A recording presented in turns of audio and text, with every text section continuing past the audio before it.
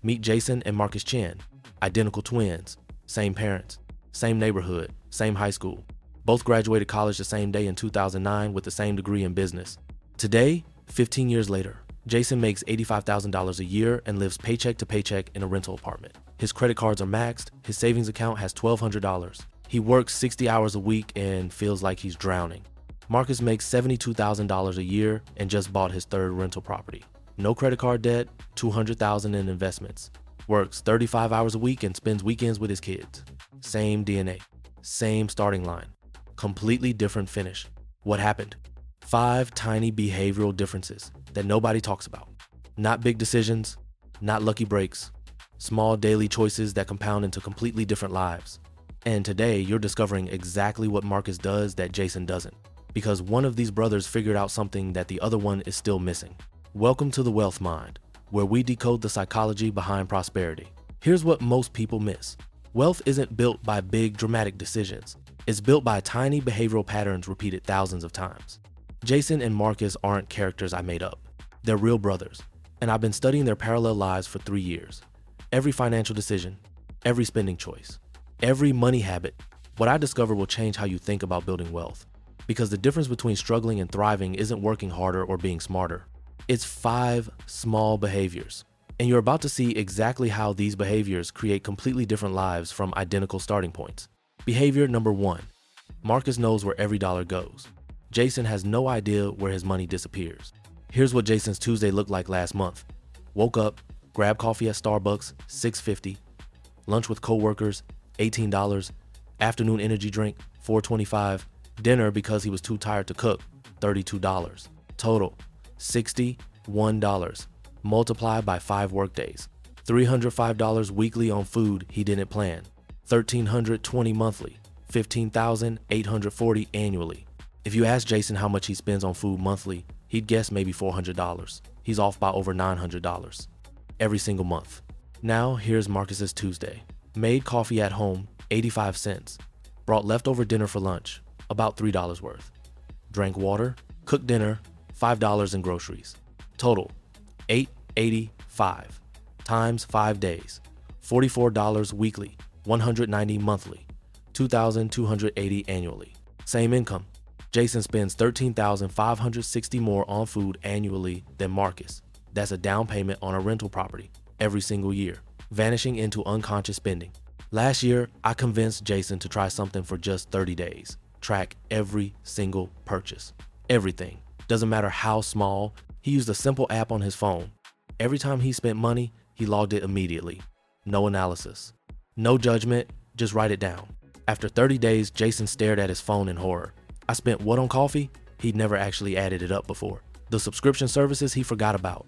The impulse Amazon purchases. The gradually increasing restaurant bills. He found $2,600 monthly in spending he couldn't account for. Money just vanishing because he never paid attention. Jason called Marcus that night. How did you figure this out? Marcus laughed. I've been tracking since college, not because I'm disciplined, because I realized my brain lies to me about spending. The only way to know the truth is to write it down. Here's what changed for Jason in year 2 of tracking. Nothing. He still tracked, but now his brain had awareness. That $6 coffee became a conscious choice instead of autopilot. He still bought it sometimes, but not every single day without thinking. His unconscious spending dropped from $2,600 monthly to $800. He didn't feel deprived. He just became aware. And awareness is worth $1,800 monthly. Your brain's terrible at tracking money. It remembers big purchases and forgets small ones. It underestimates recurring expenses and overestimates occasional costs. Marcus learned this early. Jason didn't. That single behavior difference created a 15-year wealth gap. Tracking isn't about restriction. It's about ending the lie your brain tells you about where money goes. Once you see the truth, behavior changes automatically. Behavior number 2, Marcus negotiates with his future self. Jason betrays his future self repeatedly. Last month, Jason saw a deal. New iPhone, only $49 monthly for 36 months. His current phone worked fine, but this one had better cameras, better battery life, that new design. Jason thought, it's only 49 bucks. I waste more than that on other stuff. He signed the contract.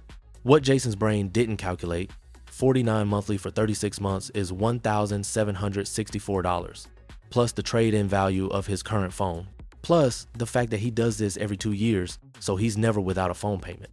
Jason has had a phone payment for 12 straight years, averaging $52 monthly. That's $7,480 sent to phone companies instead of his investment account. Meanwhile, Marcus bought his phone outright 3 years ago for $600. No monthly payment, still works perfectly. When it dies, he'll buy another one cash and own it free and clear. Same need, completely different approach to the same problem. Here's how Marcus makes purchase decisions and why it changes everything. Marcus sees the same iPhone deal. $49 monthly sounds reasonable, but Marcus does something Jason never does. He pulls out his phone and calculates the actual cost. 49 times 36 months equals $1,764 for a phone that costs $800 to buy outright. Then Marcus does the second calculation Jason never considers. He asks himself, what if I invested that payment instead? $49 monthly at 10% annual return over 36 months becomes $2,118. By financing the phone, he's not just spending $1,764, he's giving up $2,118 in investment growth. The real cost isn't $1,764, it's $3,882 in opportunity cost. Marcus looks at the iPhone and thinks, is this phone worth $3,882 to future me? The answer is immediately obvious. No. He keeps his current phone another 2 years, takes the $49 he would have paid monthly and invests it. After 3 years, he's got $2,118 in his investment account instead of zero equity in a phone. This is the negotiation with your future self. Every purchase decision is choosing between present you and future you. Jason always sides with present Jason. Marcus always asks future Marcus what he'd want. Your brain massively undervalues your future self. Present you wants the shiny thing now. Future you is abstract and distant. Marcus trained himself to see future Marcus as real. Jason never did. Every financing deal looks cheap because Jason only sees the monthly payment. Marcus sees the total cost plus the investment opportunity he's killing. That vision makes saying no effortless. Behavior number 3. Marcus is comfortable with invisible wealth. Jason needs visible success. Jason drives a leased BMW, $395 monthly. He tells himself he needs it for his sales job. Clients expect it. It projects success. Marcus drives a paid-off Honda Civic. 13 years old, runs perfectly, costs him basically nothing except gas and maintenance. Jason wears designer clothes, Theory pants, John Varvatos shirts, Allen Edmonds shoes. His wardrobe costs $14,000. He needs to look successful, he says. Marcus shops at Target and Uniqlo. His entire wardrobe costs maybe $2,000. Nobody at his job cares what brand he wears. Jason lives in a luxury apartment downtown, $2,800 monthly, granite countertops, stainless appliances, gym and pool he never uses. Marcus bought a modest condo in the suburbs for $1,200 monthly mortgage, builder grade, everything. But it's his. Building equity with every payment, same income. Jason spends $2,100 monthly more on appearing successful, $25,200 annually. Over 15 years, $378,000 spent on looking wealthy instead of being wealthy. Last year, Jason had a breakdown. He was showing his BMW to a colleague who seemed impressed. Then the colleague mentioned his investment portfolio and how he just bought his second rental property.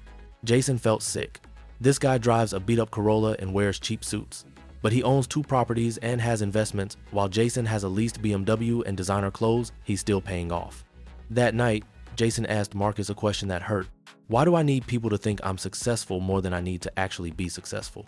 Marcus's answer changed everything. Because you're buying the life you want people to think you have instead of building the life you actually want to live. Jason realized he didn't even like his BMW that much. The luxury apartment was nice, but he was never home to enjoy it. The designer clothes felt good when he bought them, but the feeling faded immediately. He was spending his entire life's wealth-building capacity on temporary feelings of external validation. And it would never be enough because external validation never satisfies. Jason made a decision. When the lease ends on the BMW, he's buying a reliable used car cash. He's moving to a cheaper apartment and using the difference to invest. The designer clothes, he's wearing what he has until it wears out, then replacing with affordable quality. Nobody at work has mentioned the changes. Nobody actually cared about his status symbols except him. Status spending is a trap. You're trying to impress people who don't care while preventing yourself from achieving what you actually want. Marcus never fell into this trap because he defined success privately. Investments, property, ownership, time, freedom, none of that shows. Jason defines success publicly. Car, clothes, apartment, all of it shows and all of it keeps him broke. The moment Jason shifted to private definition of success, status spending lost its power. Now he's building actual wealth instead of the appearance of it. Behavior number 4. Marcus builds skills that multiply income. Jason has one skill that limits income. Jason is excellent at sales, one of the best in his company, makes $85,000 from his sales job. That's his entire income. One source, one skill, maximum vulnerability. If the company downsizes, Jason's income drops to zero immediately. He has no other way to generate money. Marcus also makes $72,000 from his corporate job. But Marcus spent the last 10 years building additional skills deliberately. He learned basic real estate investing, now owns 3 rental properties generating $2,400 monthly. That's $28,800 annually. He taught himself digital marketing, consults for small businesses 5 hours weekly for $2,000 monthly. That's $24,000 annually. He created an online course teaching time management, generates $800 monthly passive. That's $9,600 annually. Marcus's total income, $134,400. Jason's total income, $85,000. But here's what's more important. Marcus's job could disappear tomorrow and he still have $62,400 in income from skills outside his employment. 3 years ago, Jason's company went through layoffs. Jason spent 3 months terrified, unable to sleep, checking job boards obsessively. If he lost his job, he had nothing. No other skills, no other income sources. Just credit card debt and monthly payments he couldn't afford without that single paycheck. He survived the cuts, but something broke inside him. He realized he spent 15 years building himself into a single point of failure. Jason called Marcus in panic. How do I get where you are? Marcus's answer was simple, but took 2 years to implement. Pick one additional skill every 6 months that could generate income outside your job. Learn it, test it, build it. Jason started with real estate, read books, attended meetups, house hacked his first property, now has renters paying his mortgage while building equity. Next was freelance writing. Jason had always been good at sales copy. Spent 6 months building samples and networking. Now has 3 retainer clients for $1,000 monthly. Jason's income is still lower than Marcus's. But for the first time in his life, Jason feels secure because his job is now optional, not essential. One income source is fragile. Multiple income sources is resilient. But most people never build additional skills because their job consumes all their time and energy. Marcus always protected 10 hours weekly for skill building, even when tired, even when busy. Those 10 hours compounded into income streams that changed his life. Jason gave his job everything and had nothing when security mattered most. Now he's rebuilding with Marcus's model. Better late than never. Behavior number 5. Marcus kept his lifestyle small as income grew. Jason's lifestyle grew faster than his income. When Jason got his first raise from $65,000 to $75,000, he immediately upgraded everything. Better apartment, nicer car, more expensive restaurants. His lifestyle inflated to match his new income within 3 months. When his income hit $85,000, same pattern. Lifestyle inflated again. Now Jason needs every dollar of his $85,000 just to maintain the lifestyle he's built. He can't take a pay cut, can't switch careers, can't take risks. He's trapped. Marcus did the opposite. When his income grew, his lifestyle stayed the same. First raise from 65 to 75, Marcus kept living on $65,000 and invested the extra $10,000 annually. Every raise after that, same pattern. Lifestyle remained at $65,000 regardless of income growth. Everything above that went to investments and building additional income sources. Today, Marcus's lifestyle costs $65,000 annually, but he makes $134,000. He has $69,000 in surplus every year. Jason's lifestyle costs $85,000 annually. He makes $85,000, zero surplus, zero flexibility, total trap. Last year, Jason got offered his dream position at another company.